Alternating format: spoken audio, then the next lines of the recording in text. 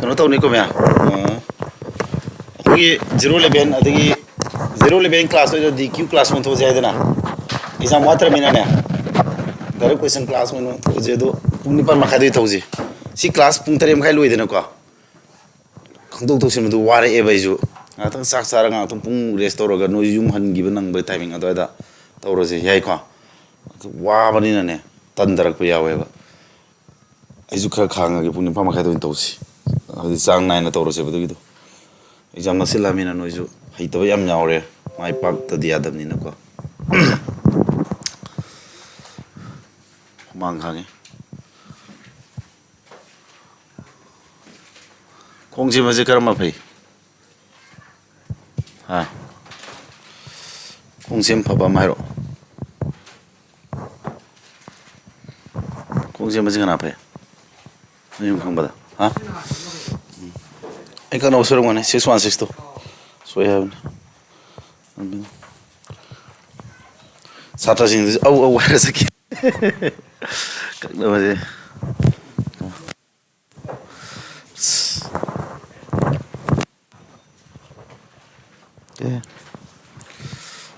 apa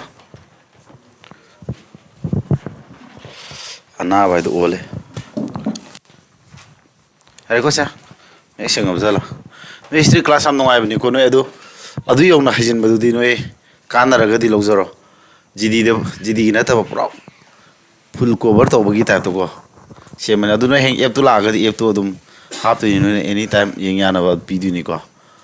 no na mong GD ko sing yong na sigil gumba ate ate tem plus to MTS thaning azu adum noi khudong sa lojaro tare ko hoji to this order and ranking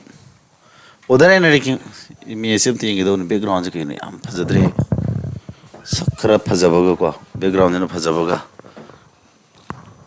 am ta sengi ko siba moi thei di simale re ko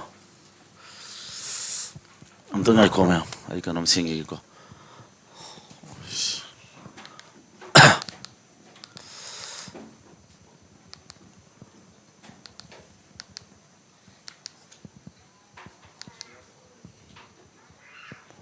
nam khara nan thok male ai sak phase thon ge daw ni da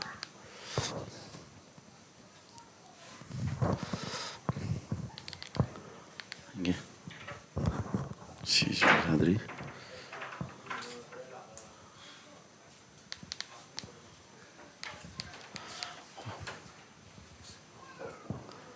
question me ka sing dre ko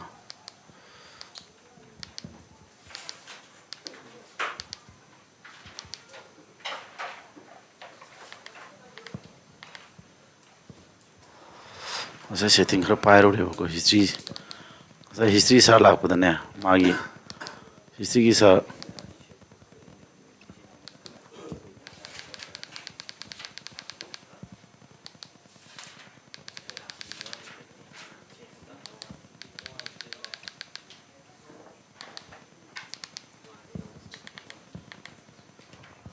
question je make sing no ubre ngo screen nam ta sanga mobile na sanga ha question je blur kitang chatra si sengi do ne le desra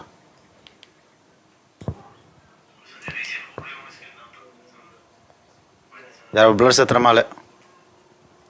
ka sengi pra ha mobile ne ngone filter hab ya di no ai filter hab ya boy hab ko dum mixing yare da shede shede okay tare okay ma'am yare also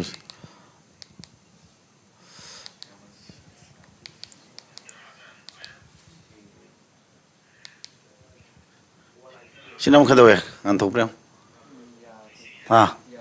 ꯁꯤ ꯌꯥꯝ ꯌꯥꯕ꯭ꯔꯥ ꯌꯦꯡꯉꯣ ꯁꯤ ꯃꯌꯦꯛ ꯁꯦꯡꯕ꯭ꯔꯥ ꯉꯥꯟꯊꯣꯛꯍꯟꯕ꯭ꯔꯥ ꯌꯦꯡꯒꯤꯔꯣ ꯅꯪꯒꯤꯗꯣ ꯃꯣꯕꯥꯏꯜꯗ ꯌꯥꯝ ꯌꯥꯔꯦ ꯁꯤ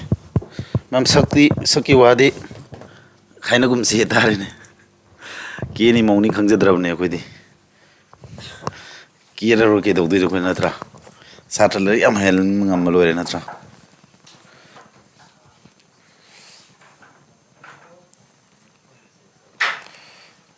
ꯍꯧꯔꯁꯤ ꯃꯌꯥꯝ ꯌꯥꯔꯦꯀꯣ ꯀꯔꯤꯕ ꯗꯔꯋꯥꯖꯥ ꯕꯟ ꯀꯔꯣꯕ ꯁꯤ ꯅꯩ ꯂꯩꯔꯦ ꯁꯤ ꯃꯥꯁꯤ ꯌꯥꯝ ꯅꯩꯕ ꯅꯨꯄꯥꯅꯤ ꯃꯁꯤ ꯅꯣꯡꯃꯗ ꯄꯨꯡ ꯀꯌꯥ ꯂꯩ ꯄꯥꯒꯦ ꯍꯥꯏ 12 ꯄꯥꯏ ꯍꯥꯏ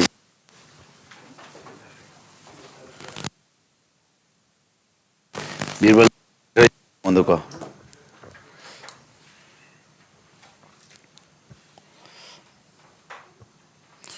ꯃꯤꯁꯤ ꯅꯥꯅꯕ ꯃꯇꯝ ꯑꯣꯏꯕ ꯅꯣꯏ ꯁꯥꯔ ꯀꯩꯅꯣꯗꯣ ꯄꯣꯂꯤꯇꯤꯗꯨ ꯅꯥꯔꯦꯕꯀꯣ ꯄꯨꯡ 9ꯗꯣ 9 ꯃꯈꯥꯏꯗꯒꯤꯅ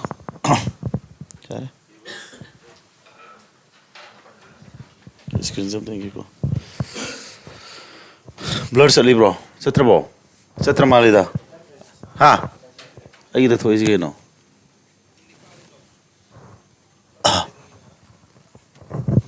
ꯑꯩꯒꯤꯗ ꯀꯩꯅꯣ ꯊꯣꯛꯂꯤꯁꯤꯅ ꯕ꯭ꯂꯔ ꯍꯥ ꯀꯔꯝꯕꯅꯣ ꯑꯩꯅ ꯌꯦꯡꯕꯁꯤꯔꯣ ꯏꯟꯇꯔꯅꯦꯠ ꯑꯣ ꯑꯩ 144 ꯌꯦꯡꯕꯩꯅꯤꯅ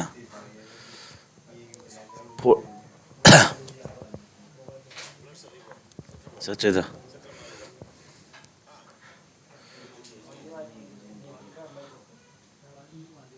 ꯀꯌꯥꯗ ꯅꯣꯏꯗꯤ ꯀꯌꯥ ꯌꯦꯡꯉꯦ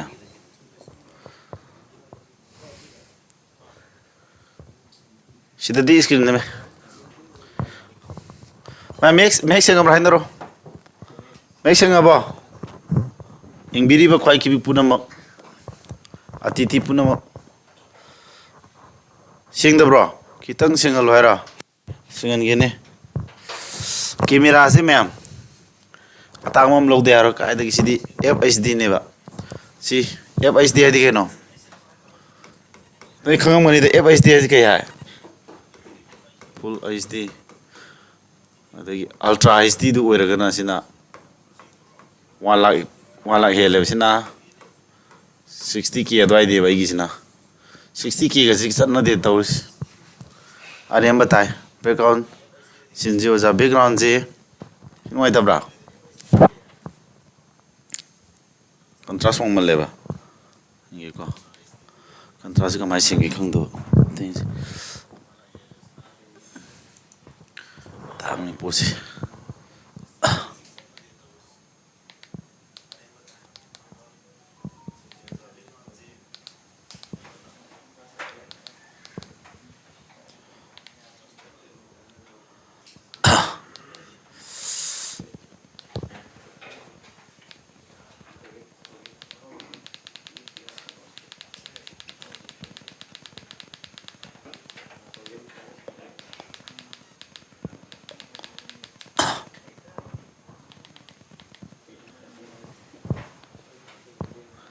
ꯁꯤ ꯂꯩꯔꯕ ꯑꯗꯒꯤ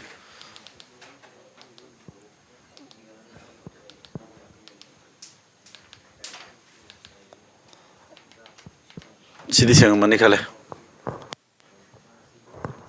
ꯁꯤꯗꯤ ꯁꯦꯡꯉꯝꯃꯅꯤꯅꯦ ꯁꯦꯡꯒꯗ꯭ꯔꯣ ꯁꯤ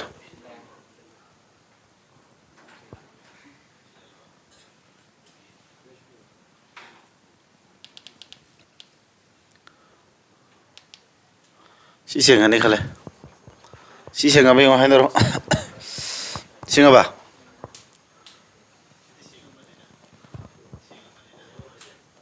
ꯁꯦꯡꯕ꯭ꯔꯣ ꯁꯦꯡꯗꯦ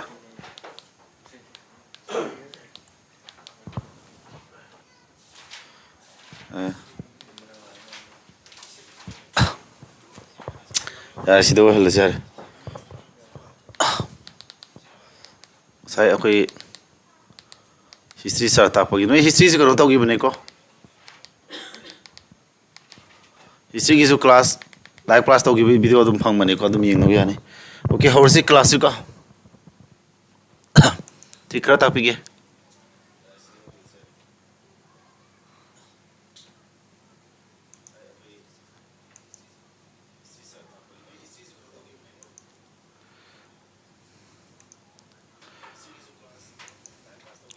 Okay, ma'am. Class hours.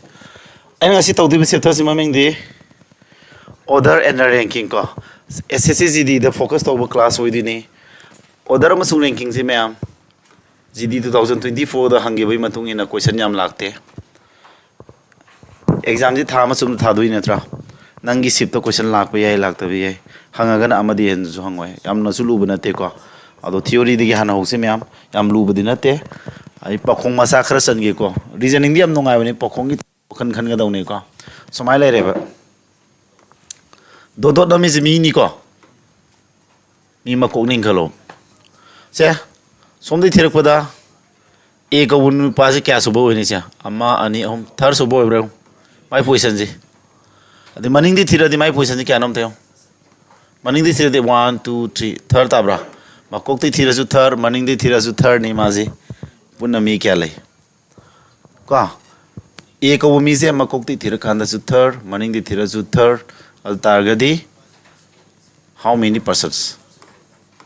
mi kya lai se mi kya lai mi kya lai hai targadi ke doctor hai mi se si putok pe formula ke no targadi nang na sina di formula ke no samana ba mi se samana ba mi sigi magi mako amus mamai dagi oiri ba position do ani du tisna ga da makok tai position third mamai di position third ani ji 3 3 natro tisna raga 1 lok thokane adu di kya tare 6 te 1 lok thodi kya tare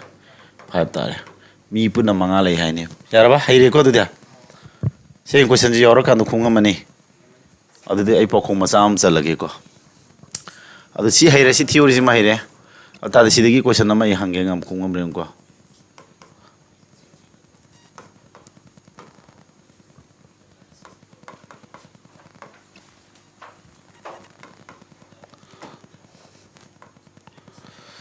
A is kumogo se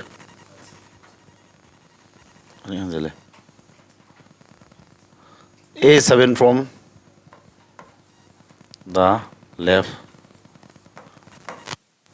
there are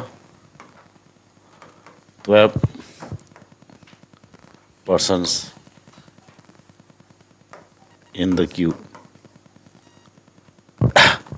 in the line the mi kya lai ba pura train tholai adudi is position from the right kya no se aina ta ke ba condition ji dagi khitang thaidu ine ko adu khongam re huse ngamra tam tam na concept sagat se ko ngamni ngamoi akoina kari khange sapmana misa amagi same person gi makok amasung mamai dagi position ani ma khangaba adu tadi higher position ani do tisinaraga one khado di to tell me puthoi hare ata di hoji si punna mi kyano leisa e haba mi si punna mi train to lewe sida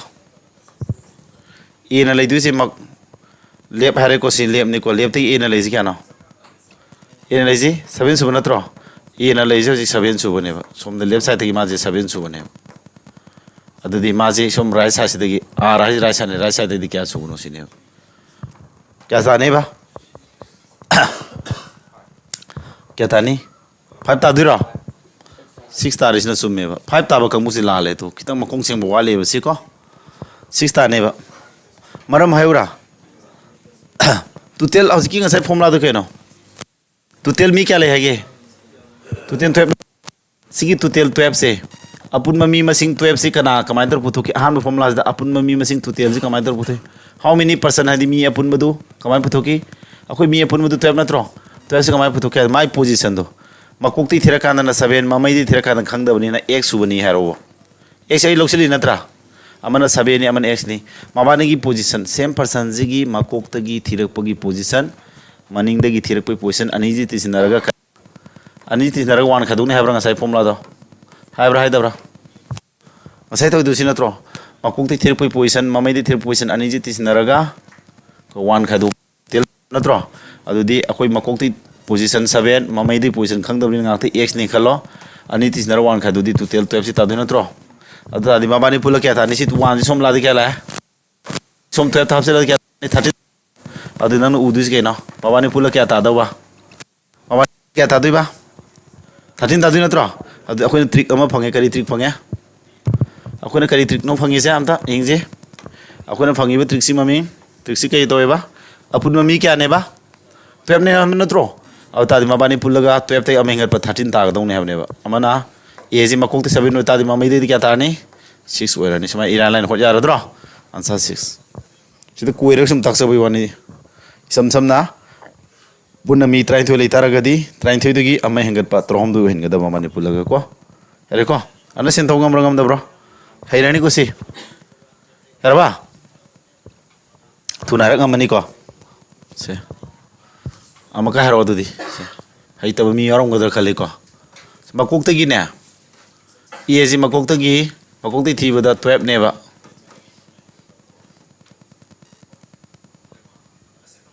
Yes, makok ti thiba 12 suba position ne ba. Mamai degi thiba kaya su position oi dege. To bodo there are 20% lai besida queue da. Si majo sina last way si ko sida hai radi hoji ki du gyan tare lau de ni ko samane hoji ki du ga. Makok ti thiba age 12 ne mamai di thirdi kya oi ni. Mabani pula kya ta ne ba. Apun mami kya no 20 na te no jai do. Mabani pula 20 ta ne bra. Mabani pula si 12 oira manatro 12 te ame ngalaga 13 oni kai dum formula si lai si 1 som tin silak pin natro minus 1 som la plus 13 lai jor mabani pula kya ta ba 13 lakh natro adu di 12 te ame ngal pa 13 ta da ni mabani position ani ji pula ga amana 7 oi di amadu 6 oi tare natra ata de hoji ki kya ta ni mabani pula ga 20 ga kya ta da ba 20 di ame ga 21 adu si han dana makok ti thibdana 12 so position ni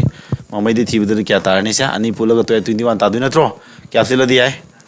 si khangge ta 21 de khadu sa 21 dagi 12 tu khadu ta ko phone kya 9 du wer mane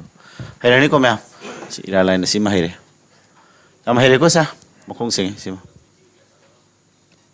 darba question pai ho ya question pai ne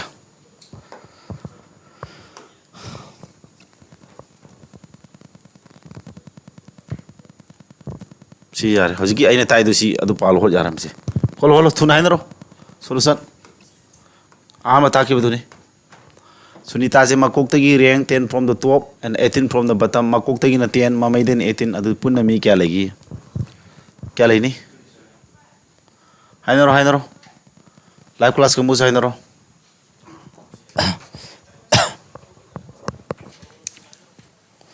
kya lagi ni classing live classing hadi mobile no mind do khara research do phram hapse lu ko khara mek sing ni ga na lai khalo full lasti di ngo kya tare basa aina habado makok tagi leiba position 10 duga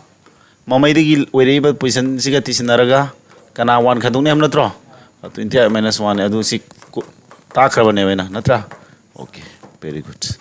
mai record do dia arrive de hobi wani ko question 1 walo re ko ma'am si hairani ko question 1 jong to si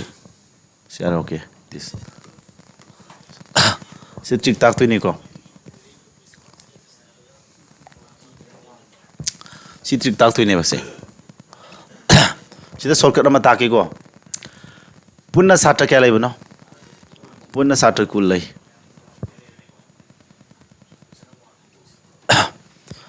si haina ba theory masam pirong ko theory masa pi game theory masa yahon je ko makong sing da ba satra yorom ngane se kiu ma le ba si mana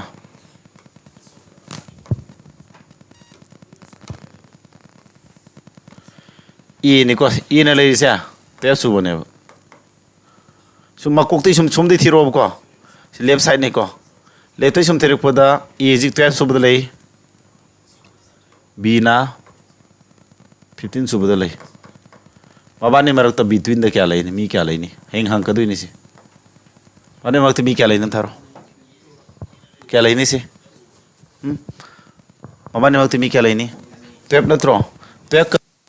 to lai du si 13 su ba amaga 14 su ba amana tro tu lai du na tro adu tu lai ni yani ngi ko sa sumaina tu lai ni sare ko bunate adu di between puto kya di kai no trick sa hang mai between ji khang ge tar ka mai dok tare adu di haro se chama suba position ga se 50 suba position ga ani between the kya lainam taro si haro adu di ani between the kya lainam taro ne khumone sida di lai re banoi si masing sar adi kamai khotori kya lainam harakta ha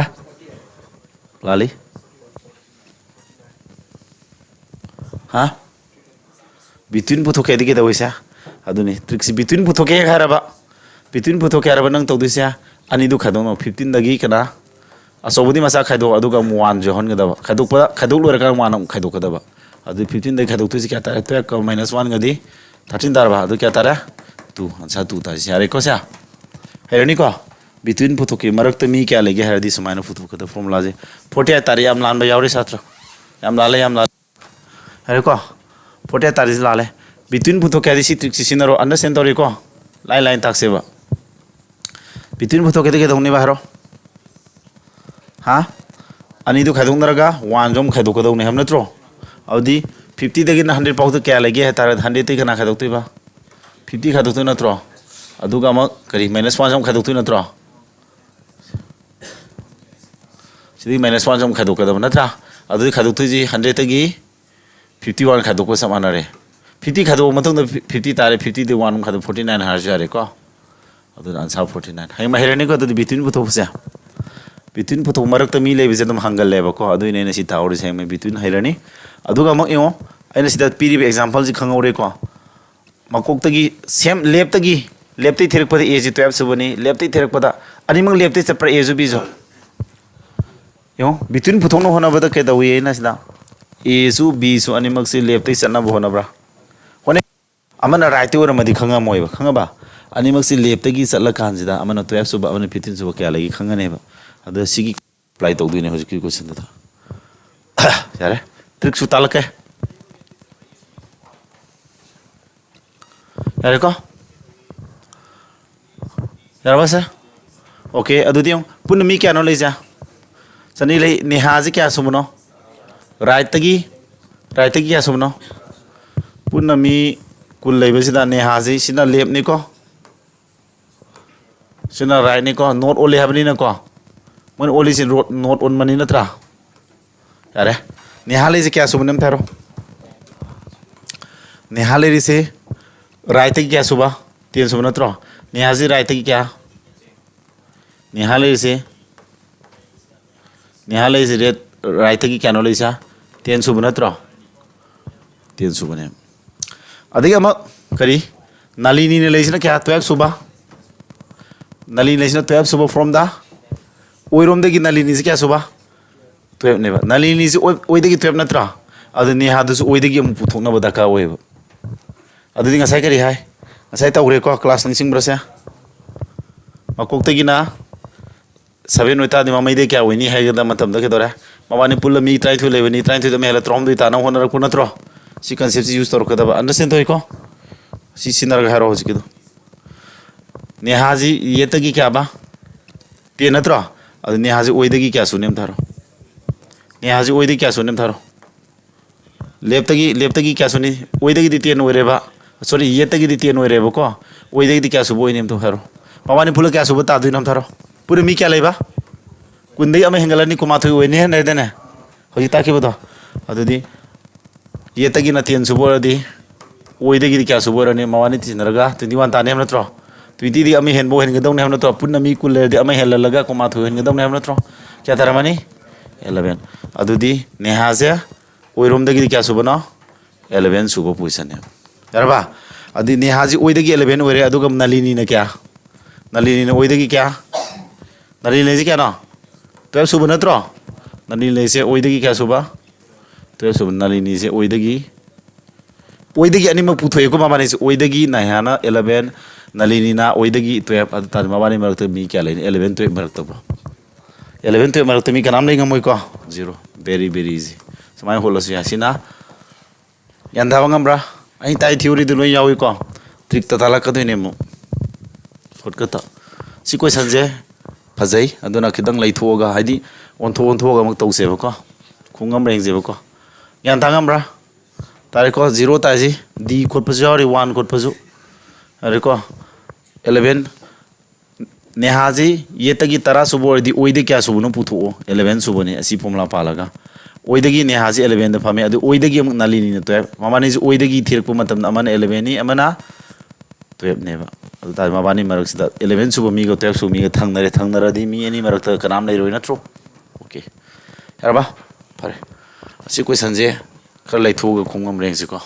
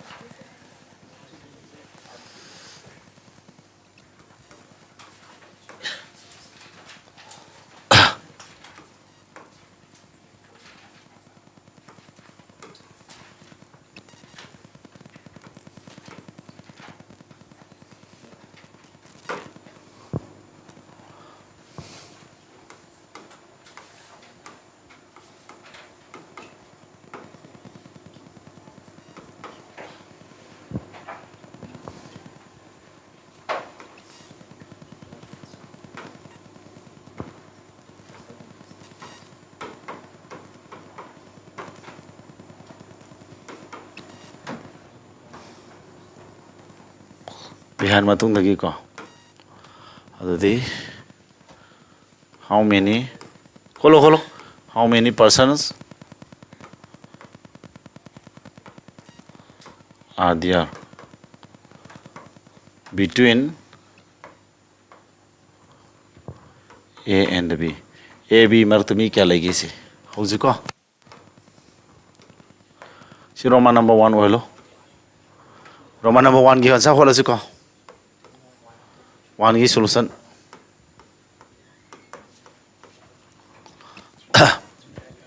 क्या trick ताक तो नहीं को trick सु ताला कदमी क्या लेने बा असai akoi bidum holo ke doba si akoi bidum holo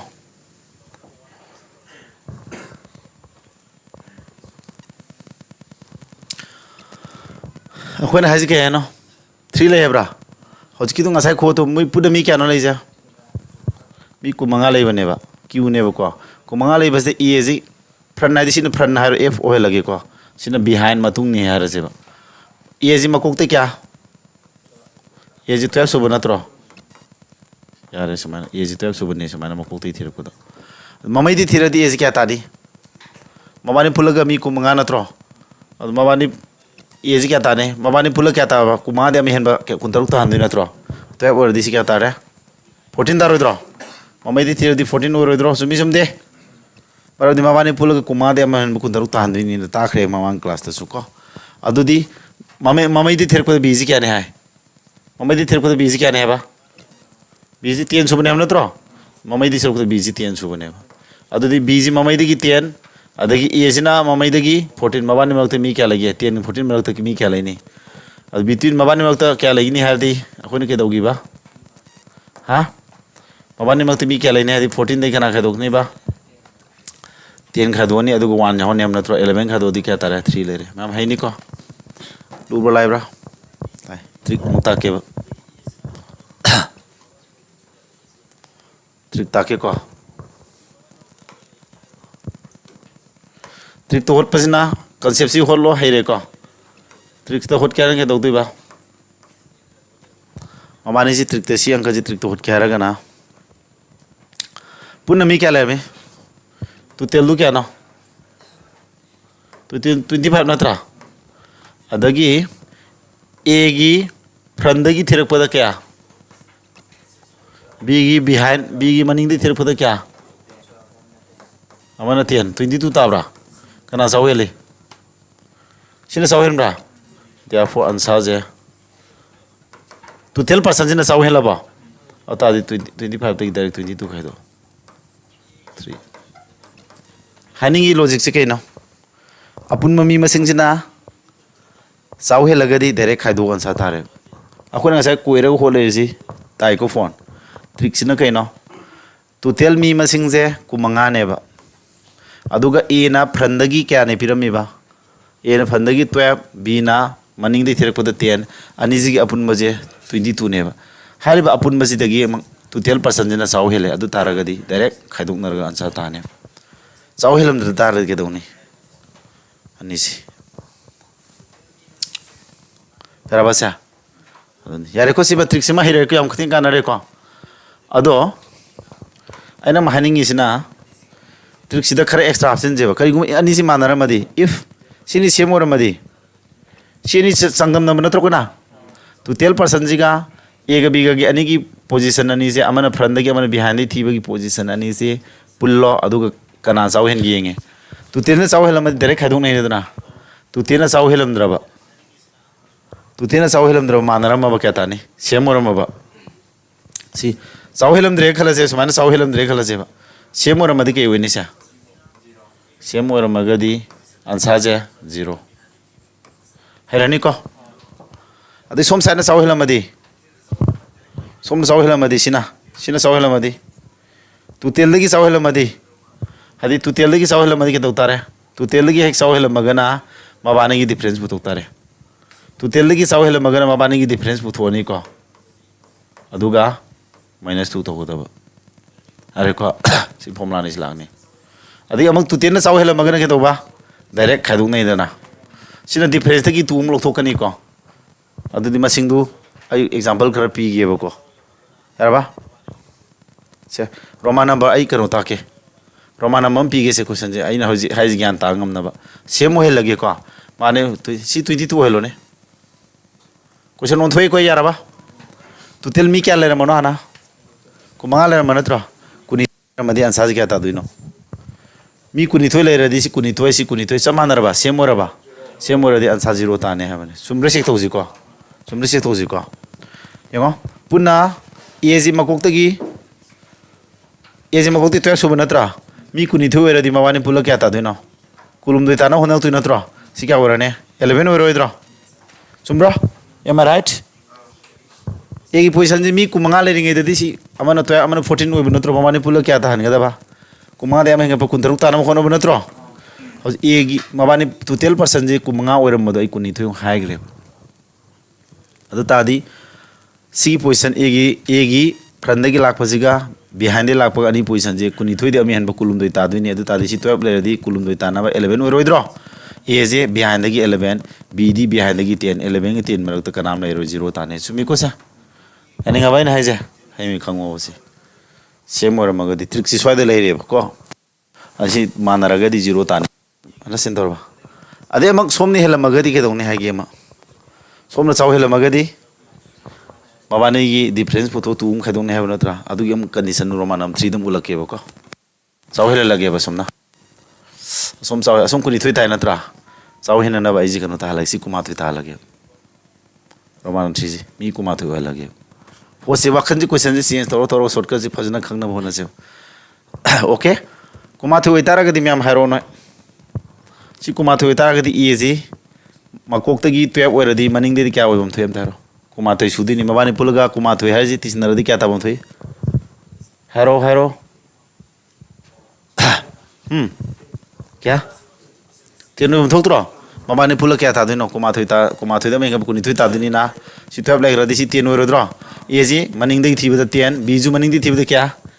10 लो सिनरद्रो मबानी सा एग बीगे जे पोजीशन स माने मरक त नाम लेरो 0 तादिनो नत्रो अदि ngasa aina hai formula si pan si shortcut si yinga je सिगे से क्या था रे बा तू तेल दुमी क्या ने बा सिके तो कुमाथोई नत्रा कुमाथोई सिगे से के दो रे बा कुमाथोई के सिगे से सोम साव हेले नत्रा सोम साव हेले डिफरेंस फोटो कुमाथोई कुनी तो की डिफरेंस क्या नो तू तेल आइना हाइबे ट्रेडिशनी दा तू तेल दो आइना होजी रोमान नंबर 3 की जो खोला से तू तेल दुमी क्या ने कुमाथोई नत्रो सोम की ना ए की पोजीशन से क्या ए की फ्रंट की लाखपागा बी की बिहाइंड की लाखपागा अनि पोजीशन से 12 का क्या आगा तेंगे पुनः क्या तारगे 22 तारब नत्रो अनि जी सोमना साव हेंग्रब नत्रो अतादे अखोइना तौदिस अनि जी की डिफरेंस पुथोने हाबने से हाइजी नत्रो डिफरेंस क्या 22 का 21 डिफरेंस क्या न 1 नत्रा 1 दे कना खदौने बा 2 1 दे 2 जी खदौक याब्रा यादे अदु तादि 0 दुम ताने दुसु ट्रिक से हैरनी क्वेश्चन अब मोंजे अन सेंदोब्रा 0 दुम ता अदु 0 तागिद्रो जी को नि चेक तौबदसो सी कंसेप्ट होत पसे मुझे हाइजी लो ट्रिक थु सिने हेंदोने रोमाना बा अमगम पिरके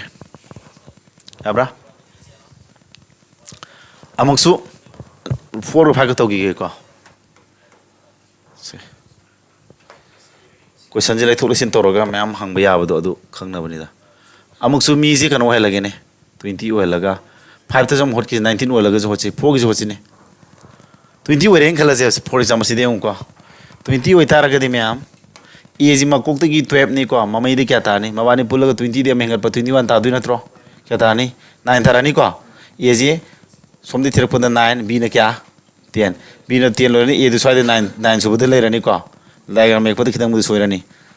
सिमदोगुम से सिदन हाजिलसे अमना ए ना क्या मकोक्तगी 9 ममै बिहाइंड की थिरपदा 9 बी ने क्या 10 9 के 10 मरत क्या लेने 0 0 तादुरी को सुम रेंज फॉर्मूला से पालगा हजि सिगिनी को होलिसे और तादि सी टू टेल मी दु क्या ने बखोना हाजा 20 नत्रा सोमना साव हेला डिफरेंस पुथोने दा डिफरेंस क्या ताने रो 20 का 22 डिफरेंस क्या नो डिफरेंस 22 खदोने देना क्या तारा 0 अदम सुम को दम चुमने बस ट्रिक से सी ट्रिक से मा खंजिलो को सुम मथ यादा लेरे बसा अंडरस्टैंड तौरबो यारे को अदे उसी 19 ओइबम मिंगसने 19 ओइतादी ए जी मकोक्ते 12 ममैदे क्या ताने मवानी पुलो 20 तादुनी ना ये तारोइद्रो ए जी 8 ओइरानी बी ना मनिंगदगी 10 ओइदुनी 8 का 10 मरत क्या ले अमा ले आंसर 1 तादुरे खंगे को सी ट्रिक से पाला तौर अदु मी 19 तारे हम नत्रो सा सी 19 ओइतादी 19 के 22 सोम चावरे अदुदी असोम चावहेलादी डिफरेंस पुथोने हम नत्रो डिफरेंस पुथोदी 22 का 19 डिफरेंस क्या ना 3 दे 2 खादोदी 1 तादरो सुम ले को दो अदुना फॉर्मूला से यारे शॉर्टकट से लो हेरे को दुदिया अदुना शॉर्टकट से सिना बजि कंफ्यूज चलगसु मकोक्तगी वीडियो को मकोक्तगी एकदम फॉलो जाय सोमना चाव हेले मेदी लायरे बको तुतेना चाव हेले मेदी तुतेना चाव हेले मेदी अमग हारकेने से मी 50 लेहलस नत्रगा 30 लेहलगेने से क्वेश्चन अमग हाइगेबो मी 30 लेहन मगे अमग तो लास्ट इन थोरम से बको तुतेल मी क्या बा 30 लेहले को अदे ए जी मकोक्ते 12 सुपर दी ममैदे क्या नो ममने पुल 31 30 दे मेंगत 31 तादु नत्रो क्या ताने रो हां 19 तारोइद्रो 19 के 12 का क्या नो 31 तादु नत्रो ए जी 19 तारानी बी ना ममैदे की 10 10 का 19 मरत क्या ले 19 10 मरत क्या ले ये ले रोइद्रो आंसर ए तादुने बा नत्रा अतादी ngasai फॉर्मूला से पाला तोरो फॉर्मूला दे चेक तोरो को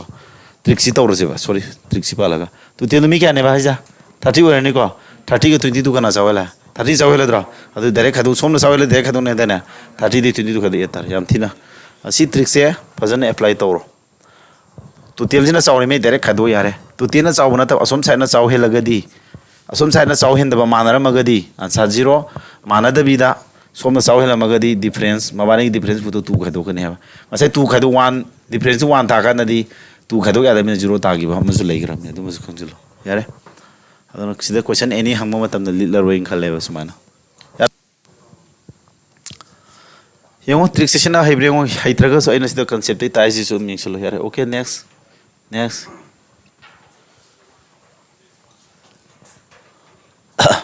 शियारबा अदुदी क्वेश्चन जे नै हाइ तिसि अम तौतारे दना अमतक लास्ट वन चेक तौगे को हजकी क्वेश्चन लास्ट वन पेगे को इन ए क्यू ऑफ सी कनो दसम हंगन मने को टी नुंगे थाबदा सी क्वेश्चन जम यावन इन ए क्यू ऑफ सा 28 persons Ras is 14 from the Ras is 14 from the front and Raju is 15 from the Thu nai ro ko si trick sinaga behind Abani magtimi kya lage how many persons are there between them answer haiba loigre yam munna gyan thau mina dan haiba loigre ko loire taninga leite trick tu sina ba yare trick tu haiba mina di lai re se very easy were khalo kya ta trick to iro ta re ko ट्रिक टू करी है total मी क्या नो total मी 20 नत्रो total साउ हेन ब्रेउ अदगी राज की पोजीशन जे मकोकते क्या फ्रंट क्या 14 अदगी राजू की ना मनिंग ने क्या 15 मबानी पोजीशन पुल क्या था 29 ताब्रा सीना साउ हेल मदी डायरेक्ट खादो टोटल साउ हेल मदी डायरेक्ट खादो नत्रो टोटल साउ हेन रेको असोम साइना साउ हेलदी मबानी की डिफरेंस पुथोने हम नत्रो मबानी की डिफरेंस दे कना खादोने हबा तू खादोने हम मबानी डिफरेंस क्या था 1 था 1 दे 2 खादो या देबो ओरे अदु तादे अंसादो 0 ताने हाइगी नत्रो यस ताखरे एरको सा ट्रिक टू ना हेना काने है तारे को हेरगदि अदो अकोना ngसाइगी दुमाना प्रूफ तौगे हरसु यारे को सा कमाइना प्रूफ तौदिबा सा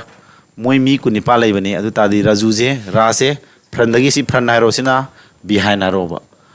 रा से क्या बा मकोकतगी 14 हाब नत्रो 14 मकोकतगी 14 ओइतारगदि ममैदि थिरदि मा क्या तारने मबाने पुलगा मी कुनि पाने अमे हेप कुमा पन तादु नत्रो क्या तारने हरो मबन तांगेदि 15 तारबा ममैदि थिरदि रा से क्या नो 15 तारे नत्रो अदुगा राजूना ममैदि क्या राजूना ममैदि क्या राजू ममैदि 15 नत्रो अदु मबानी कोइंसाइड तौरे राजू गा राज का जे ममैदि थिर कांदा दि सब वाना पोजीशन लेरे अदु तार मरु त कइम लेरो नत्रो यारे को अदुना 0 तादौ लेरे फोन है अदुना सुमाइना तौ लेबद मतम चंगदि सरो ngसाई ट्रिक तुंगो टोटल मी कुनि पानी राज की फ्रंट गी ओरकपा अमसुंग बिहाइंड राजू की बिहाइंड ओइबा पोजीशन अनि पुल्लो सोम साइना साउ हेलगदि डिफरेंस फुतो तू खादो पि तौनेबा यारबा सी ट्रिक से मैम कानरे अंडरस्टैंड तौरे को तादी लोरे हंजिलगुम से नेक्स्ट तौरगे को 2 तौरे मथं मथं लाओ यारे 3 सी नै हान खलो खलो खलो ngata mateam खलो सिबास को थादरोम ता मी मंगा कार मंगा लेये का मंगा की ममनजी कंपेयर तौदनी हाइना रो सेम त कनाना ngamgi ngai tam take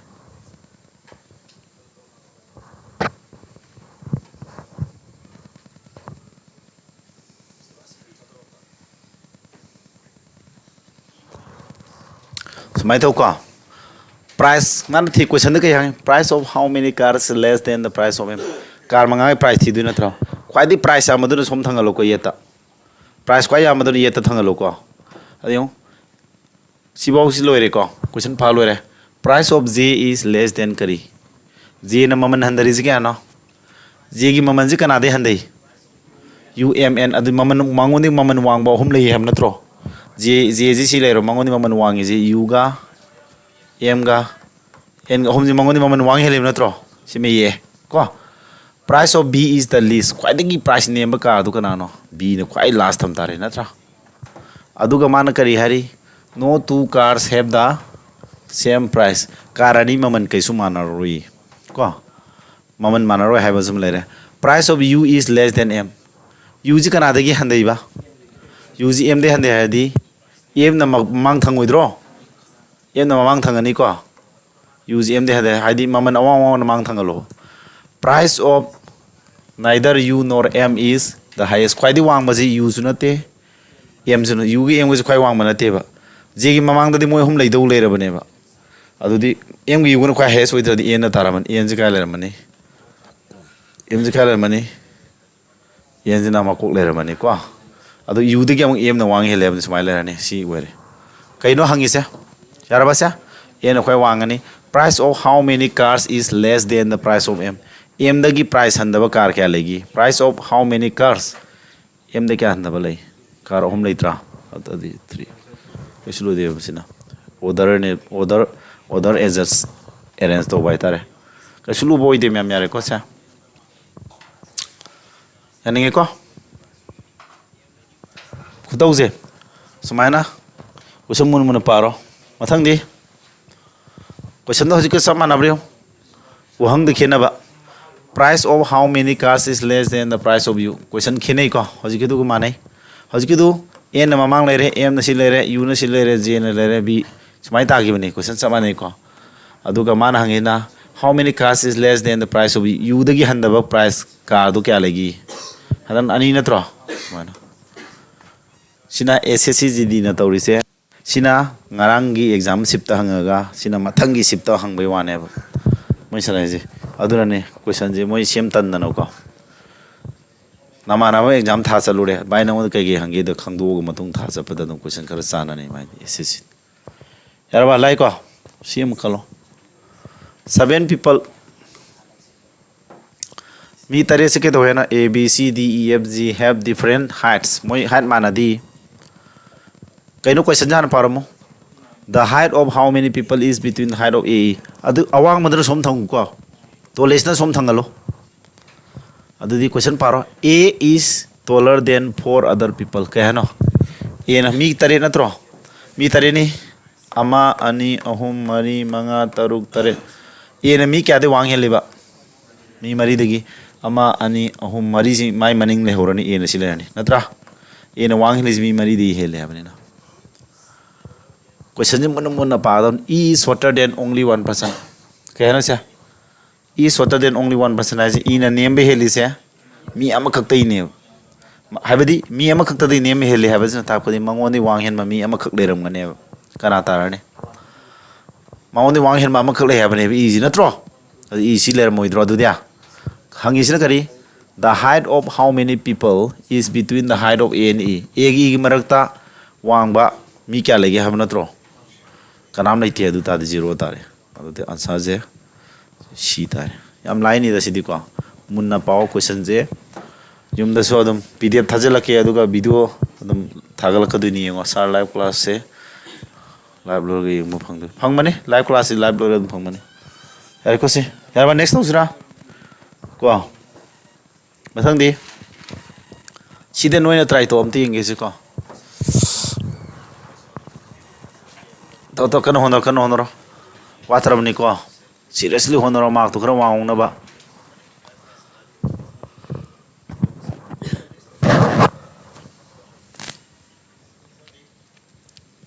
we ano lo sinam ngenge hai na ro live class na halangano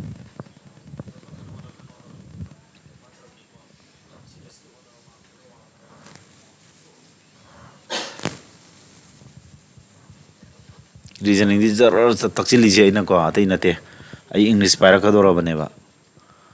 reasoning di chalu sila mock test toro thamani ko aduga maths ki english ka parani aduga gk gi searching na gk ji top 100 question gumba selected oina cha tawsilani yam tak poi kana ponte hoji question 10 mu khungam na kun manung du da ko selected paw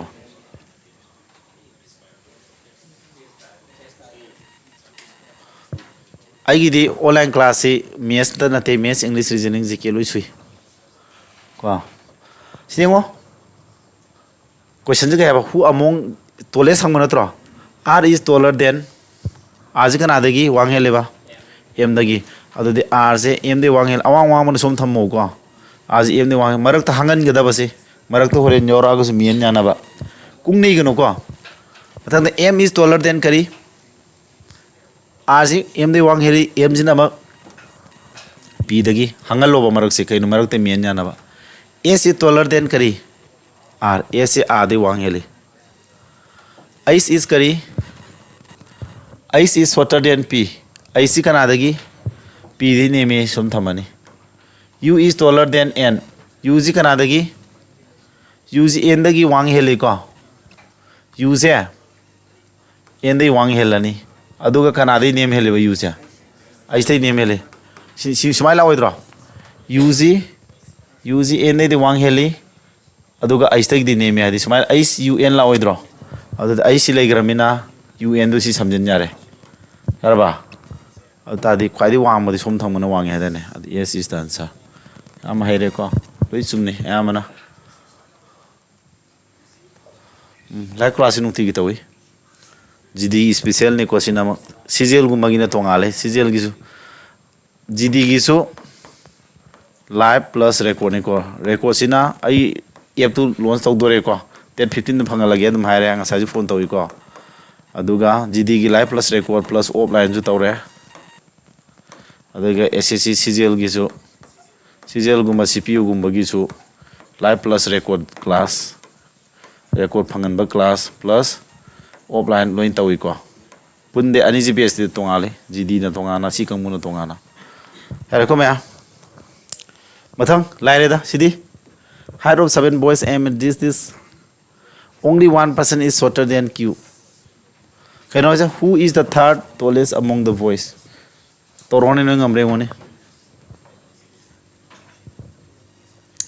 Only one person is shorter than Q. Q the name of music piano. Other the QZ, me put a target level on the Q's galene.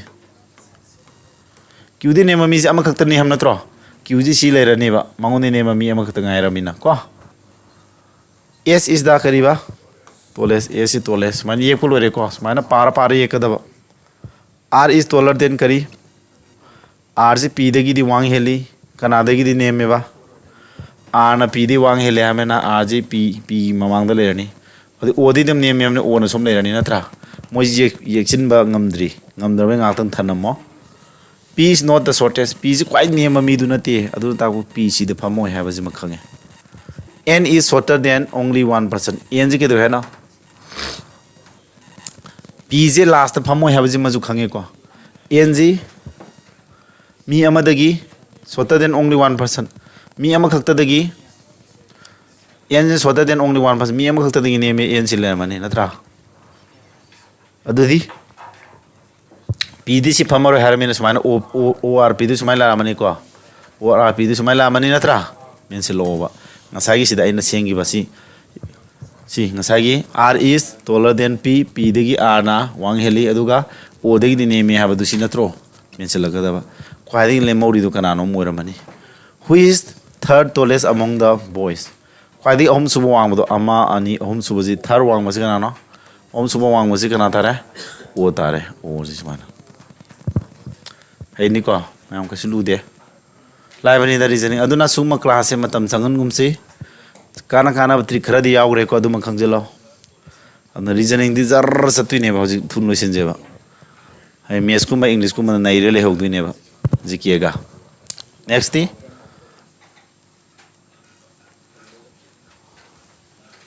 Ma'am, I give say. If the video low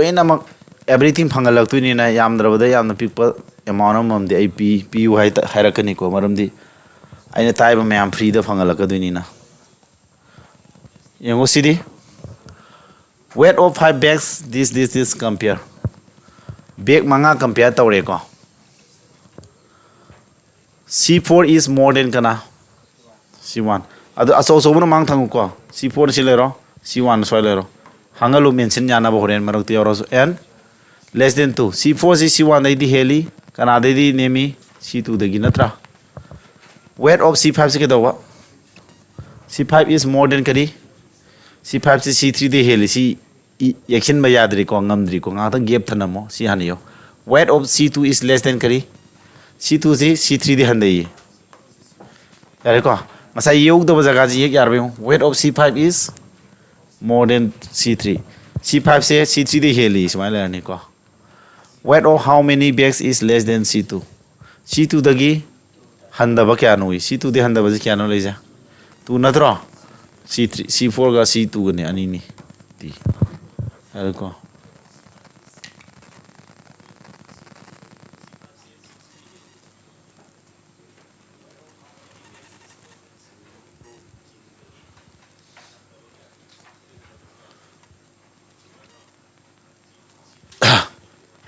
Next, Laida. Haina Rosina Noem Toro. Poor student MNO Sidiam Liba Male, you know. A minor reasoning the car. Reasoning this Saturday in a Mount Wang Narcan, one day reasoning the Mark Heniga de Asato Birunuko. Reasoning the Mark Heniga de Kaluno. Miaskumas the Mingoni Mark Hello with the Miaski English. Reason Zikizo Taramu Pang was in Everest with a Kadunico. Yam Panangam Nadamni.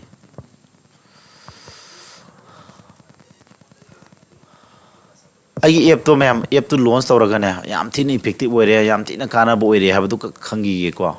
Place to the Fangani, ma'am, Canonida. Lissing and Kaimung and the Sanga Sari Nebuco. Kusuman P. Malu, Bagadum, Test or Tadorga, the place to the dead 1500 and sit cano. Mobile apps, dead 7 or Adutadi, 1500 minipani, the Arema, Tagal or a mom the try to get to dead 15 bow the Fangani promise story evoco. Queen of July this Araponium, Arapodang Arapodazu. Kay ginoin EFC size ay targa di tai tai ma'am je ꯑꯇꯩ coaching ꯁꯦꯟꯇꯔꯗꯁꯨ ꯇꯥꯏ ꯃꯌꯥꯝꯗꯨ ꯀꯥꯎꯔꯀꯥꯟꯗ ꯅꯣꯏꯅ ꯑꯃꯨꯛ ꯍꯪꯐꯝ ꯂꯩꯇꯦ ꯑꯩꯒꯤꯅ ꯑꯃꯨꯛ ꯀꯥꯎꯈ꯭ꯔꯕ ꯃꯇꯨꯡꯗ ꯚꯤꯗꯤꯑꯣꯗꯨ ꯌꯦꯡꯉꯒ ꯑꯃꯨꯛ ꯅꯣꯏꯅ ꯑꯃꯨꯛ ꯔꯤꯚꯥꯏꯁ ꯇꯧ ꯌꯥꯅꯕ ꯄ꯭ꯂꯥꯟ ꯇꯧꯔꯛꯏꯅꯦꯕ ꯑꯦꯞꯇꯨꯗ ꯌꯥꯎꯔꯤꯕ ꯚꯤꯗꯤꯑꯣꯁꯤꯡꯗꯨ ꯌꯦꯡꯉꯒ ꯅꯁꯥ ꯅꯊꯟꯗ ꯌꯨꯝꯗꯒꯤ ꯍꯣꯠꯅꯕ ꯌꯥꯕ ꯂꯝ ꯑꯔꯥꯞꯄ ꯂꯣꯏꯖꯤꯡ ꯂꯣꯌꯥꯗꯒꯤ ꯀꯣꯆꯤꯡ ꯌꯥꯎꯅꯤꯡꯕ ꯂꯥꯛ ꯉꯝꯗꯕꯗꯣ ꯏꯝꯐꯥꯜ ꯇꯥꯅ ꯀꯣꯆꯤꯡ ꯌꯥꯎꯅ ꯍꯣꯠꯅꯕꯗ ꯍꯧꯖꯤꯛꯁꯦ ꯀꯥ ꯕꯔꯥ ꯂꯧꯅꯤ ꯑꯗꯒꯤ ꯇꯨꯏꯁꯟ ꯐꯤ ꯑꯣꯐꯂꯥꯏꯟ ꯆꯥꯎꯕ ꯈꯣꯠꯄ ꯉꯝꯖꯗꯕꯁꯤꯡꯗꯣ ꯂꯥꯏꯚ ꯀ꯭ꯂꯥꯁ ꯑꯗꯒꯤ ꯃꯣꯕꯥꯏꯜ ꯑꯦꯞꯁꯤꯗ ꯌꯥꯝ ꯍꯣꯡꯕ ꯃꯃꯟꯗ ꯇꯧꯅꯕ ꯍꯣꯠꯂꯛꯄꯅꯦ ꯑꯩꯅ ꯁꯥꯇ꯭ꯔꯁꯦ ꯃꯔꯤꯁꯦ ꯀ꯭ꯌꯨꯗ ꯂꯦꯞꯄꯦꯕ ꯅꯠꯇ꯭ꯔꯥ M is not behind O kꯩ ꯍꯥꯏꯅꯣ M ꯁꯦ ꯁꯣꯝꯗ ꯐ꯭ꯔꯟ ꯑꯣꯏꯍꯜꯂꯨꯀꯣ ꯁꯣꯝꯗ ꯐ꯭ꯔꯟ ꯑꯣꯏꯍꯜꯂꯣ ꯁꯣꯝꯗ ꯕꯤꯍꯥꯏꯟ ꯑꯣꯏꯍꯜꯂꯣ M ꯁꯤ ꯀꯔꯤꯕ Oꯒꯤ ꯃꯅꯤꯡꯗ ꯂꯦꯞꯇꯦ ꯍꯥꯏꯕ ꯅꯠꯇ꯭ꯔꯣ ꯑꯗꯨꯗꯤ Oꯅ M is not behind O M ꯁꯤ Oꯒꯤ ꯃꯅꯤꯡꯗ ꯂꯦꯞꯇꯦ ꯑꯗꯨ M ꯒ O ꯁꯤ ꯀꯅꯥꯅꯦ M ꯁꯤ Oꯒꯤ ꯃꯅꯤꯡꯗ ꯂꯦꯞꯄ ꯌꯥꯗꯦꯀꯣ ꯑꯗꯨ M ꯁꯤ Oꯒꯤ ꯃꯃꯥꯡ ꯂꯦꯞꯄꯝꯃꯅꯦꯕ ꯅꯠꯇ꯭ꯔꯥ but behind kana adu M je P gidi maningneba P gidi maningne harisi M je O gi maningde lepte adu O mamang lepamani aduga but behind P adi P gidi maningde lepe hainebsi O does not give the last order O je khwai gi last lepte O ji last oide ham natro adu O last oidradi O gi maningde ama lepam thoi kana wa lore endu O gi O na last oidradi en na last oramani who is standing in front of the queue queue du khoi mamang da kana lepi front du som side ohen gi bane du kana tare P tare very easy yarbo mayam ko P bankim sanato yam her sanato yam kan khumi next orge sidi Usha is older than Savitri Suruchi is younger than Nisa somda ahal nu na somda ahal nu som thamuko to kai dauni Usha ji kana dagi ahal ne ba Usha ji kana Usha ji Savitri dagi ahal ne ba Suruchi is younger than kana Suruchi ji Nisa dagi naha oi aduga but older than Usha Suruchi habase ke doba Usha dagi ahal ne am natro Suruchi ji Usha dagi di ahal ne aduga kana dagi di younger ne Nisa dagi di younger Nisa na hen ahal ne hane du takodi ko Tanya is older to Ritu Tanya ji Ritu di halli but younger than kari Savitri Tanya ji Savitri dagi di younger oi Savitri dagi di Tanya na younger ni maning leitare ab Tanya na kana de halli ba Ritu de halli Ritu na maning dom leita matra Manisha is the youngest kwai dagi young oi ji kana ne ba Manisha na maning leitare who is the eldest among them kwai de ahal lu de si Nisa tare very easy yam lu na jidi question lai ko si lai ba sina maram more gane reasoning je dum lai haraga so heng na mark to full tongam no honoro ko yam si udra ba sa Nisa ne ko se Nisa kwai makok le du Nisa ne ko uda ba sing du gi som de ibe wani makok to sina le du ba mamang da lai habi wani reasoning de mini kuntra sang ba yawi ko question kumanga kunur pa ji da mini kuntra sang de yaroi reasoning lai ha je no 18 dagi na 15 minutes wai bodu lu thongno hona ga da 15 minutes lu radi yam bes hai du ni ko kitang hendo engine lai ni ko 18 siba marak tu ngamo adu ta di matam yam save torani mes ki hai ko okay yarba mayam yare adu ta di class e sida lu re reasoning class lo mes am thosi ko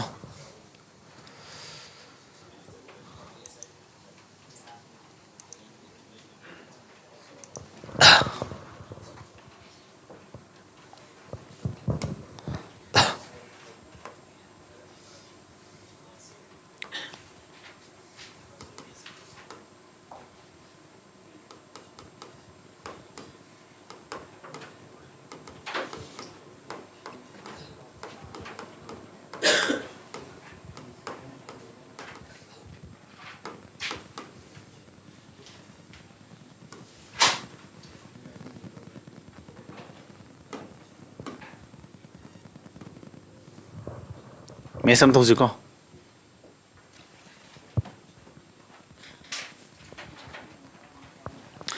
si lo do kamu do note oina sin lo se note thabi rakhe ko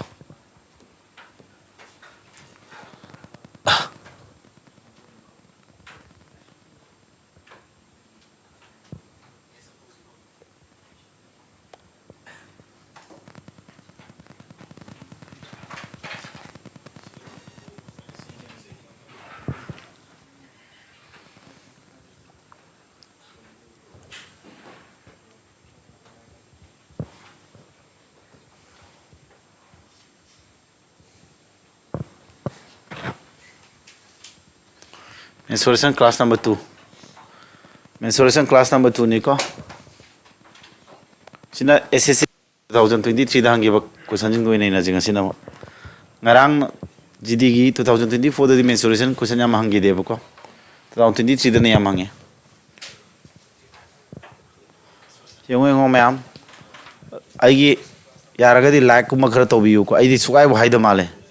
like to biramu adu to biramu sukai haidi YouTuber man di hai mina ko subscriber ko maje mayam nung siraga pambiraga khombi buduna di khai phai na khan baina ko adu mayam na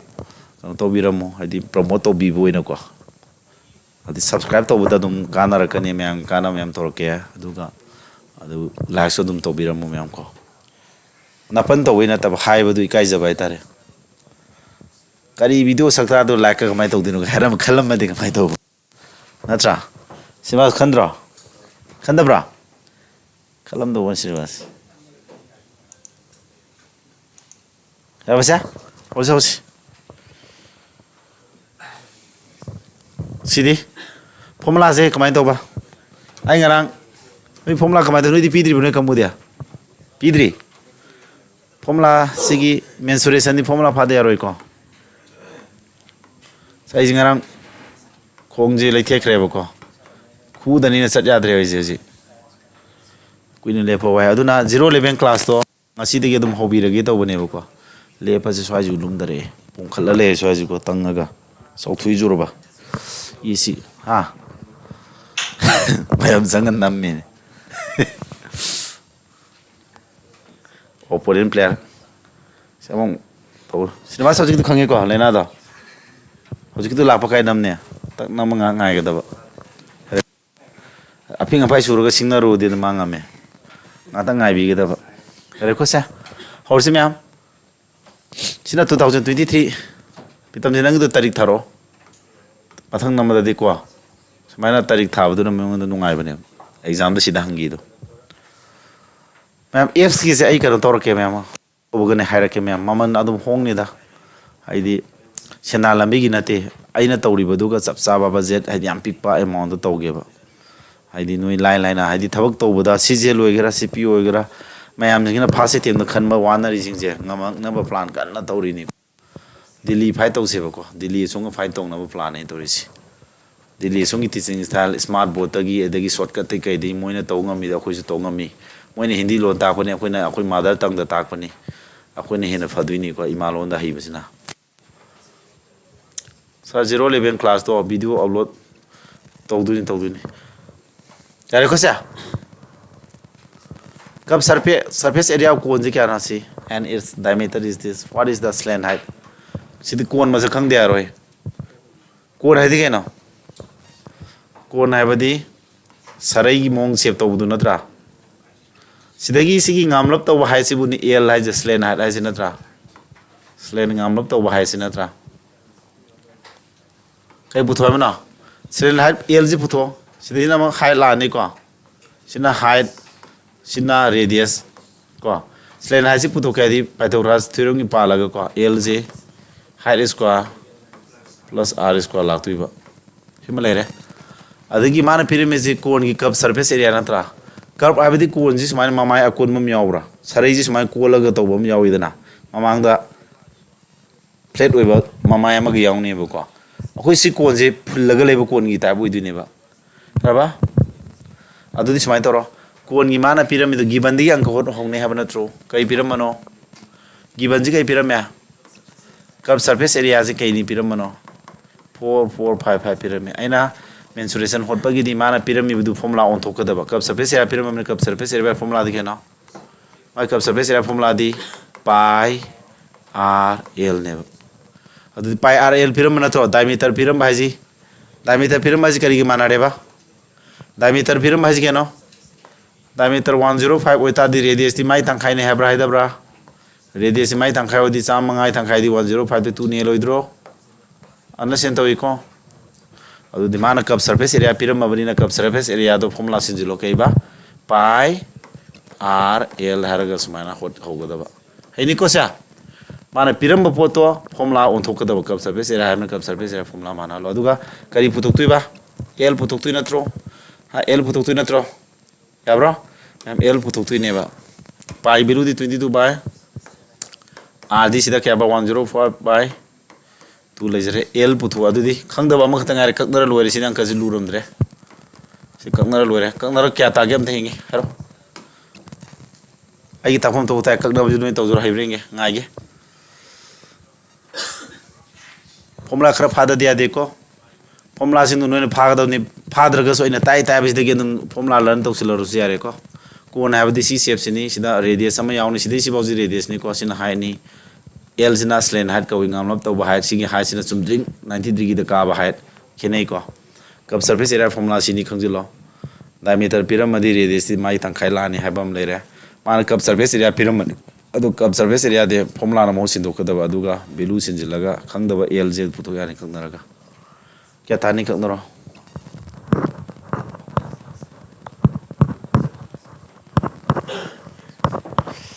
अब digital में ताके दो से तातरे नहीं पूरी रे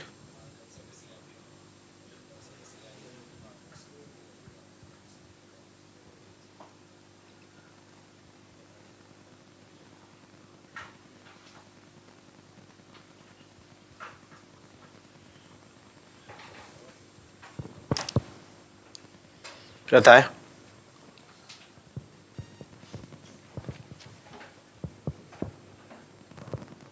Kumnaraba 27 tabro eko kumnare ko sa 11 का अधिक क्या थोंगे से 11 4 जा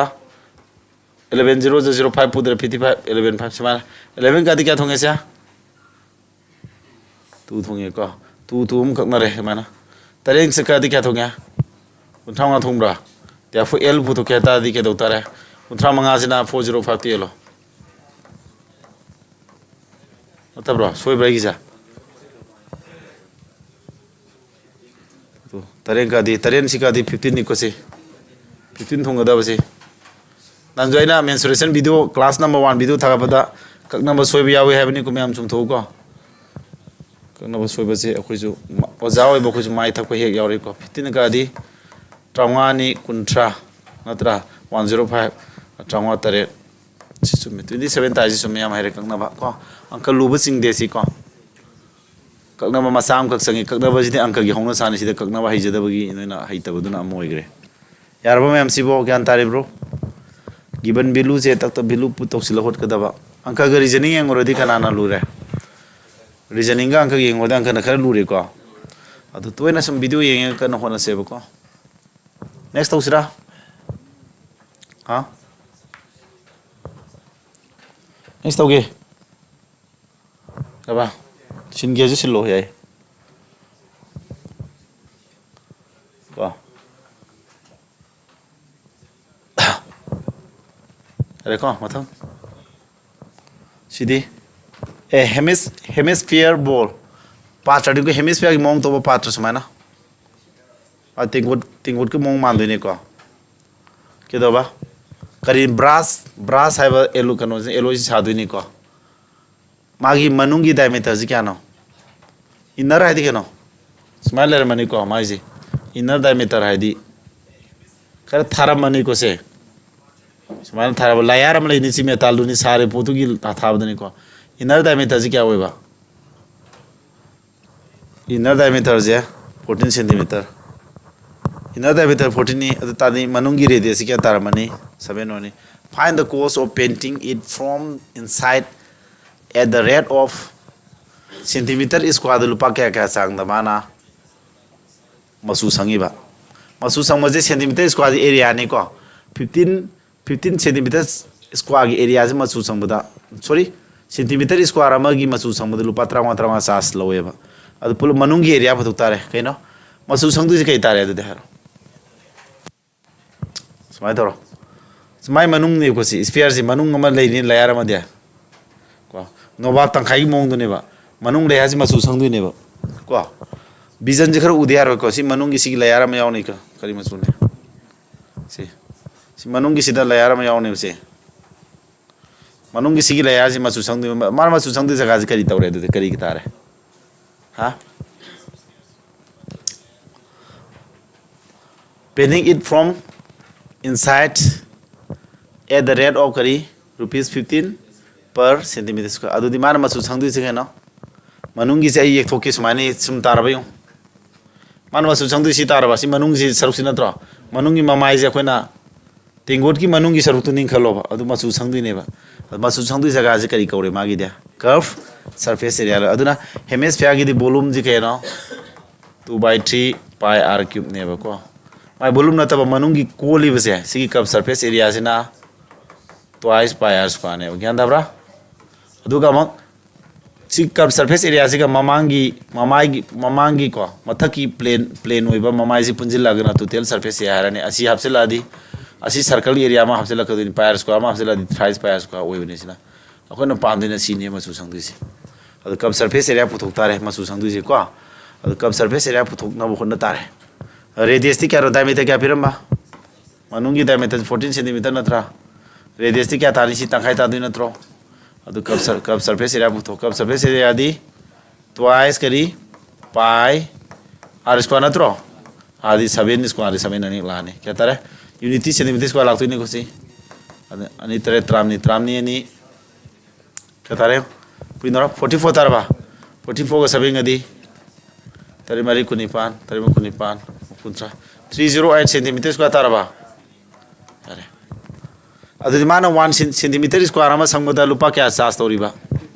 lupa trama lawi natro mana masu sangi di 308 centimeters square pulopsi gi di lupa kya lani puri roidro lupa trama na 308 to puri roidro adu trama ni pandi kya no sam kun natro kun thame wan kun pore trama ni funga do wan apsila di ni futoro lupa si tabre puri na waje here ko lupa samari lising mari ke satrukun yan dai ko question jing yan tawre explanation do mana masu sangdu se tai kai moram re manungi si layer si ne ba adu di layer si kai tare curve surface area ne adu curve surface area puthok na ba radius pi re diameter pi re di radius pi ba saman area adu tare putho adu sangdu area je pulo puna 308 cm square ne cm square khuding lupa trauma sas to di pulo ki di trauma adu mala ne puri ira laida eko Hydro ma'am.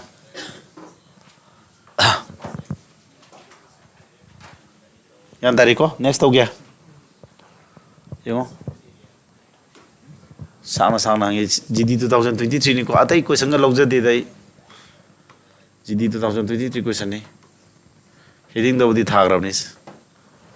The length, breadth and height of the cubit are cubit khangi ko ma'am. Kari shape ne. Makhet upu gu manatro. Magi length breadth height pirame masi sogdo ga kai seme ba cube ma chaw sangarang ta khrisi mana ba ma pot ama sogdo sa di kai mana volume mana hem natro am kai leramba cube weight ama natro si cube si sogdo kai sa do ba mana si cube si sogdo ga the length of side of the cube is cube ma chaw sa do natro cube ma chaw si kya no magi length ja cube si kya sang mano 6 cube masasa kya sadino mayam sadore then what is the number of cubes hiding nan takram ne nan ngene kari ya dagi sphere matum sabe yaw gibra class number 1 da adu saman adu volume manis mane ada na si volume ga si cube mayam du volume mana de na cube mayam volume du volume madu x times la hoidro cube to number of cubes to cube masing du x numbers lain lawro se masing du punna x ni lawro se ba ota dike doctor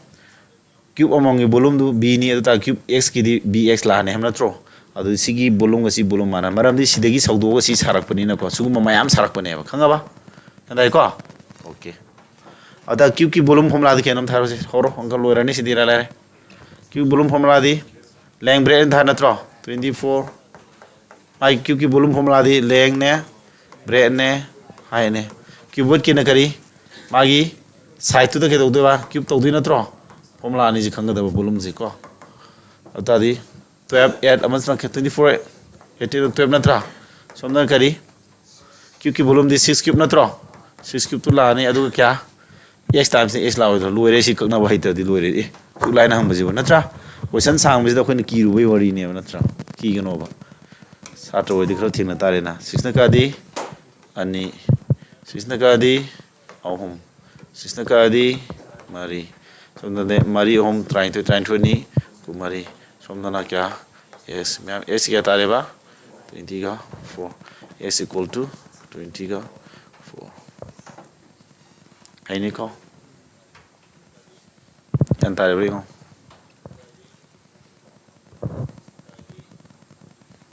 nasan to ko ka sulu de ai ngarang sing manawam ta kre hangan mani hai adum onthu hangam mizuraba idea do sidi tielaga hek lai do man badu cylindrical tank habani tanki ji cylinder gi shape or cylinder di ke oi tara ai formula hek ni sing irizurba tai khuding formula iriz noi formula phado ko ni ko se cylinder gi shape ta tanki im lere capacity kya no capacity ai di ke manai ba capacity equal to volume ga manai ko mayam ko ba de kya ba 5632 ni ko meter cube ne se magi diameter se makagi diameter am yauroi dro sida magi diameter se kya ne no 8 meter ne ham natro what is the depth habadi tanki ni na height ki mohta depth haraba wahi sinare ko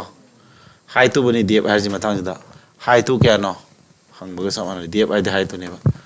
adu da di kari piramon aina kari hai piram adu formula do direction jin lu hai da ne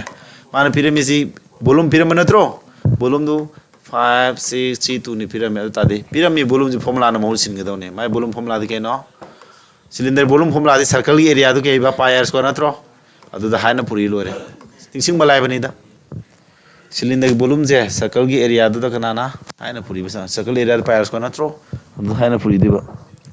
yara ba haini ko mem se yara bo gyan tari adu di formula sin jilo se pi si jo somdo in holagi ko makha yam irgum si pi r square h natro adu si ilar gus bilu tak se jilo pi di kya ba 22 by 7 r di adu diameter du kya ne piram no n m natro diameter si di radius kya tare 4 meter na tarba adu di r square di 4 ani lani height na is thamo yare r square height r square di r di 4 ani lani height thamo aduga kana mane heri basya 5 6 3 2 6 kaknara loire ke doroge si natra kaknaro kya ta ge haina rosi hebrim kaknaba si 4 na ka kera ko se mari ka di trani mari yang kai taru ka adagi 0 trani ni pa 4 am ka ge 4 no ka di mari hom try to kun mari manga mari ani ko 22 ka di kya thange 22 1 ja 22 1 3 2 16 thong bra 22 1 ja 22 1 3 2 16 6 thong ye therefore som da ice photo kya tara ga di som gi 7 ja som chakran 7 into 60 law idro ata di height in meter tar ni ni tu natra 1 2 meter tar me kaknara ga loibang ka ne ka sulu bna te ba duna formula khara phasi pirami ba belu do volume do my formula na mo sin volume do formula sin do ki ko se saidi ki tai si sinatro yam lu badi hang de ba se formula pha de ne to ina ho sanok ke de ba hina roi dino mensuration hina de ba satrem lai hina ka ne ba se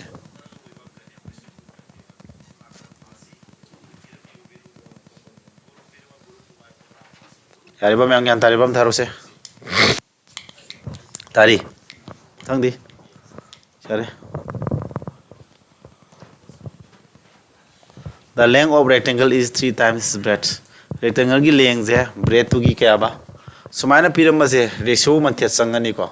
asing no velu piram reo rectangle ki length du ke ba sorry length ji ke do ba breadth tu ki saru omni breadth tu no wan oi ka na length ne kya ho rane de ratio sa ga da ba length ase breadth tu ki saru kya ne hai no omni 3 times ne ba di breadth tu na 1 oi ka na mana 3 oi ni ratio da sa ga da ba se asing bilu piram ba kok de se mai length ji kya handar hai no 7 cm handar breadth sina kya angle ba 7 angle ba other area ji kya angle ba 21 cm angle the length of the first rectangle is ase option de war pa no khai phai si ang kha ji de ko akona toine sum theng na bani no khangi ko ai di prepare to ta pai din te ko option 3 hai ge ko mar kari hai kai hangi no leng hang mana tro mana thau ko ang kha ji option di kho che ba option hopper खाई Fani equation साबदुबदी कोना तंबिरमगे को यंगो माना highs के no करी हंगुनम थारो OT highs के no option 3 नत्रग operation theatre अंक operation तौदिनी को यंगो मनिंग दे होकल अंक जी लेंग हंगमनिना पिरामिड से लेंग हंगमनेबा मान पिरामिड जी कनाने खल पिरामिनो लेंग हंगम नत्रो क्वेश्चन हंगी से अदुदी पिरामिड आंसर मरी जी मनुंग लेंगी बिलु में यावरे लेंग नि हार पिरामिड ने अहमद लेंग जी 12 नि लौरो सुमब्रे चेक तो ए सी लेंग दुना 12 ओइ तारगदी ब्रेक तो क्या होइने सी लेंग जी ब्रेक की सरो होम ने हम नत्रो अदु ब्रेक तो 3 नि पुरी 12 ताइ नत्रो सिदा अदुदी ब्रेक तो क्या होरगदी हाँ लेंग जी ब्रेक तो 3 ने पुरी तारकने अदु ब्रेक तो 4 ओइरो 4 तो 3 पुरी 12 ताइ दना सा ओके 3 तो डायरेक्ट एंथोगो फंगनी अब माने एरिया क्या तारे हरो लेंग ब्रेक अनि पुइनादी क्या तारे लेंग ब्रेक अनि पुइनादी नत्रो ताइथोइ मरी निफुनि पान तारबा यारे माने करी है क्वेश्चन दा माई लेंग दु 700 ब्रेक तो 7 हेंगलदी एरिया दु क्या हेंगले नो तुदा हेंगले नत्रा येंगसी को येंगोने ब्रेक तो क्या बा ब्रेक तो 7 हेंगल पर लेंग दु क्या हंदबा लेंग दु 700 क्या तारे जा 700 5 तारबा ब्रेक तो 7 हेंगल क्या तारे 11 तारबा अनि जी पुइना क्या तारे एरिया जे 50 का 5 तारबा अद मांगा साइ करी है एरिया तो 21 हेंगल ने हैब्रा हेंग प्रेउ 21 हेंग प्रेउ पोटे क्या नो 7 हेंग पनत्रो 21 हेंग ते को ऑप्शन ए इज लाले खैरो जो खुदौ से मान पिरम बदो चुमरे यम कंडीशन दु चुमरे मो या देखो अता दे ऑप्शन नंबर बी यम ट्राई तो तारे बी यम ट्राई तो दी बी द लेंग दु क्या ने है पिरमी बा 15 अदा ब्रेक तो क्या तारे से हम दु पुरी तारे नत्रो मंगा तारोइद्रो एरिया दे क्या तारे ने पुइना दी 35 मंगा 75 हौजी माना लेंग दु क्या हंदरे बा 700 क्या ताने ये तारबा ब्रेक तना 7 हेंगल दी क्या ताने तब तारबा अदि एरिया पुथो क्या तारे 33 पर मौडा टू तारबा तारे को मौडा टू तार क्या हेंगल दियो क्या हेंगल से एरिया क्या हेंगल 5 to 6 1 हेंगल नत्रो 21 हेंगल बा 21 हेंगल है चुमद्रा ऑप्शन बी इज आंसर तारे हैनी को मनिंग दे होत पसे तम मो बुसम ऑप्शन दे होत पीसी न सेन तो इको B is the answer equation सारगदी मतम दो याम संगदुरी से इक्वेशन सार होत पम ताके से इक्वेशन सार हो लगना के दोदेबा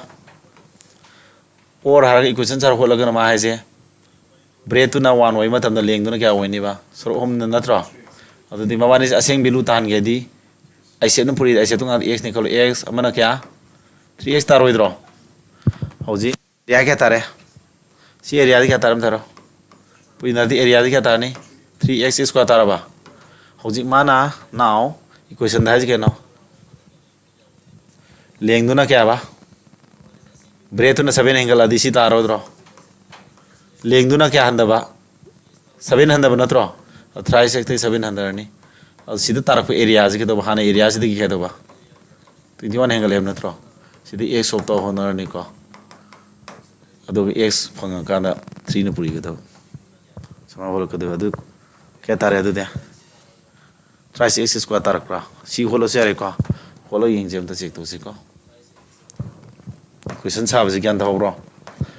ब्रेतुना 1 ओइ काना लेंग 3 रेशियो खंगे अदु ता असेंग मोथोंनबा आइसेप x नि खलगा रेशियो द लेबजे असेंग बिलु ओइ ngam de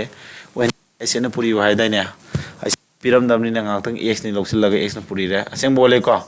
3x अमन x अदु माना एरिया पुथोकाना अनि जि पुइना दि 3x स्क्वायर तारे हाना ओइ मे एरिया 3x स्क्वायर ने हौजी ब्रेतुना 7 से ले हारे लेंग दुना 7 खादु यारे अदुगा एरिया पुथो लेंग ब्रेक पुइनरो अदु तारे एरिया से हाना एरिया दि 21 खादु तिसिन बगा माने 21 हेंगल लेबनि नत्रा पूरी नरोजी थी x ने पूरी क्या तारे 3x स्क्वायर x ना 7 पूरी दी माइनस 7x 7 से पूरी दी 21x माइनस 33 निफुंपन सोमना 3x स्क्वायर प्लस 21 तारबा अदो 3x स्क्वायर इक्वल टू वांग द माना द खखनी को 7x का 21x का क्या तानी 7 खादो तारा मारी तारबा हां 14x तारे को सोमदा 49 सम चल क्या तारा है 80 क्या था क्या हम 70 tabra tadi therefore x puto kya tadi 14 na 70 la di x 5 tare x 5 tare adu tadi leng puto na tro leng di 36 na tro 3 into x di 5 na tro omanga traunga smai hot tare equation sa gera gana karmana phai equation sa baje kana gum sing ni di equation sa ba haigan dabne yung option de hot pa amasung equation sa ba ani je karmana phai which one is better tor kitang durap tawba singi ko noi dadi khangde hairaga di lai dini aruba rai ba mi makha fole ko yari basa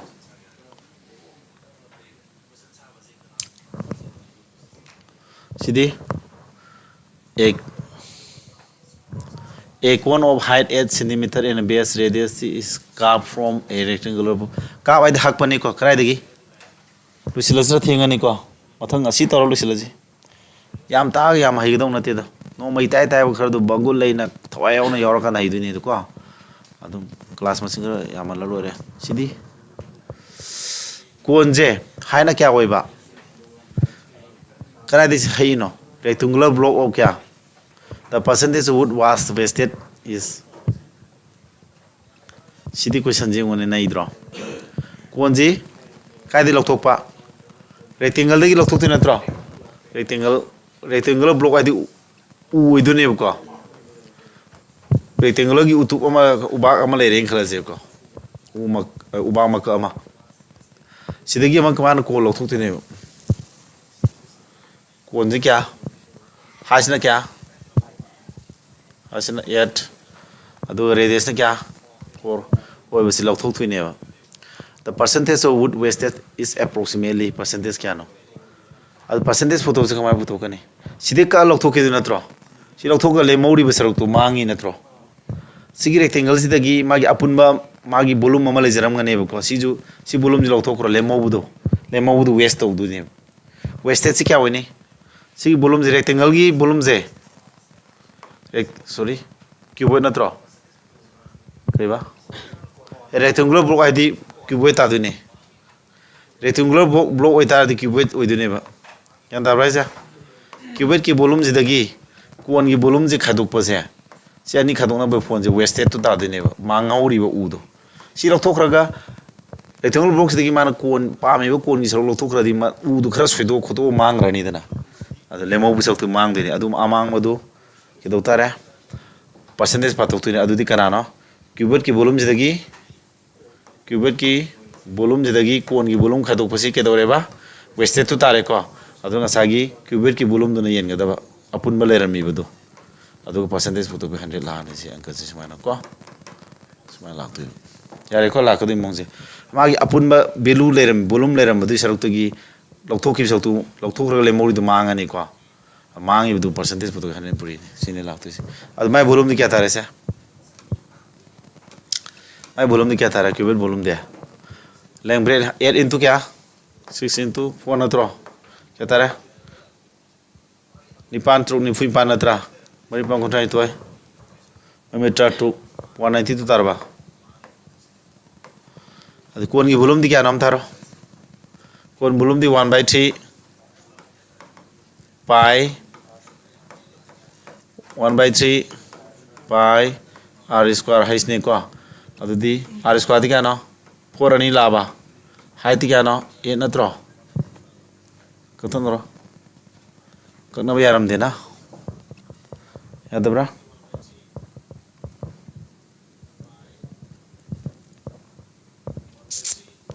anis khaduk na doriba a cone of height 8 centimeter and radius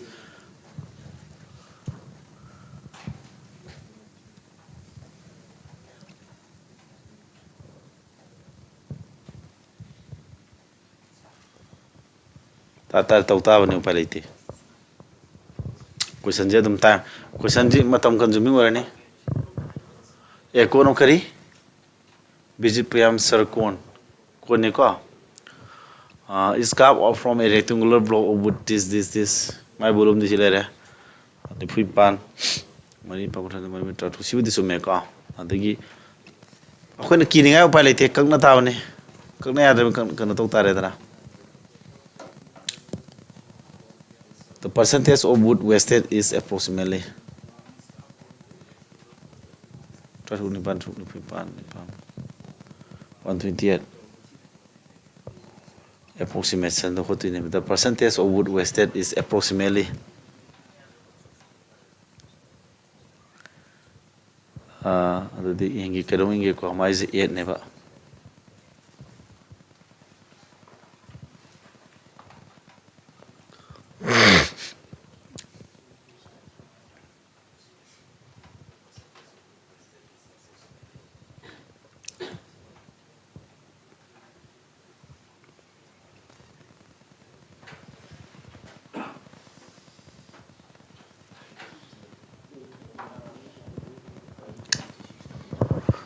sangani calculation sidi tan be ade si among yore ismagi ko di kya thare chuti dharam dai dhakam channa bathau ni toris natra mayam taksil knowledge mayam taksil pagi boring surak patan dar ko matang ne ba eko adubu volume ji minus kan thorani isolate sidi kana yadra mina ponyorani asidagi asi khado di ponyorani nya thongnarani talui tare dana adudi torsu ko ai bo tangkhale ai talan nodi ke uramane tu ge lame ai tande tanya de ani mari ni pani pa hum mari mari tratu kumari kumanga eleven puiduni ko ani mari nipa hum mari puri 11 puri di 6 taruk 11 taret nipan 2 6 11 taret nipan sitare sida amuk 21 am yendoi ba imai yen tabni ne sie lagi hinga da unate 21 era 21 was 21 71 20 21 3 how many taru 63 this is 4 80 ke 4